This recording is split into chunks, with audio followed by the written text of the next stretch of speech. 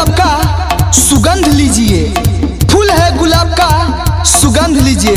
अरे पहला दिन है नए साल का, आनंद लीजिए।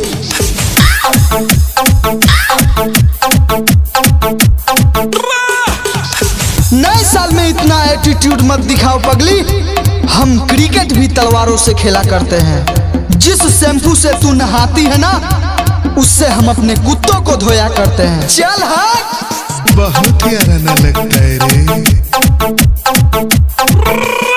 शेर कभी छुपकर शिकार नहीं करते, बुज़दिल कभी खुलकर वार नहीं करते, और हम ऐसे आशिक हैं जानेमान जो हैप्पी न्यू ईयर के लिए जनवरी का इंतजार नहीं करते। समझी रे पगली।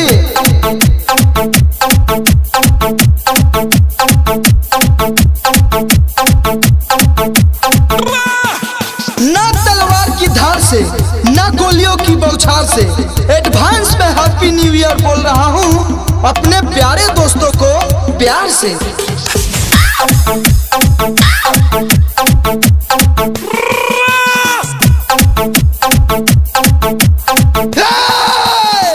गोलियों से उसे डर लगता है जिसने कभी बंदूक नहीं देखी। साला हम बचपन से ही बदमाश है, जिस राह पे चलते हैं वह राह ही बारूद बन जाती है।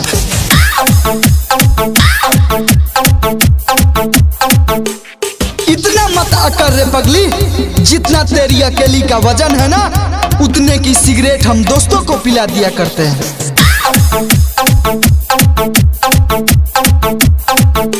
हमने गुलामी तो तेरे मोहब्बत की है, हमने गुलामी तो तेरे मोहब्बत की है। नहीं तो हम पहले भी बदमाश थे और आज भी बदमाश हैं।